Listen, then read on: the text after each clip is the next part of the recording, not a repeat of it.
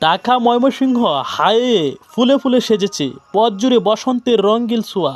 Staff reporter Mohammad Farhad হোসেনের পাঠানো তথ্যচিত্রে দেখুন বিস্তারিত। ঢাকা ময়মনসিংহ হাইওয়ের দুই পাশ জুড়ে এখন চোখ জোড়ানো ফুলের সমারোহ। দীর্ঘ এই মহাসড়কের বিভিন্ন অংশে সারি সারি গাছে ফুটেছে রঙিন ফুল, যা পথচারী ও যাত্রীদের দৃষ্টি আকর্ষণ করছে।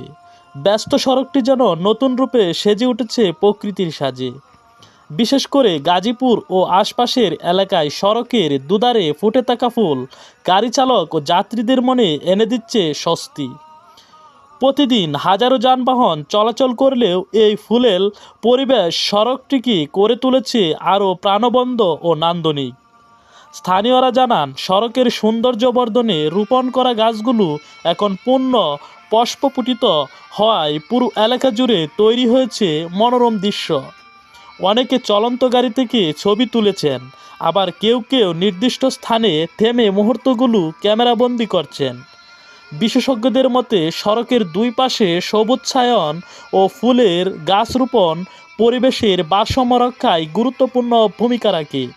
একই সঙ্গে এটি সড়কের নান্দনিকতা বাড়িয়ে মানসিক প্রশান্তিও এনে দেয়। সব মিলিয়ে ঢাকা ময়মনসিংহ হাইওয়ে এখন শুধু একটি যোগাযোগের পথ নয়, বরং প্রকৃতির রঙে রাঙানো এক মনোরম দৃশ্যপট।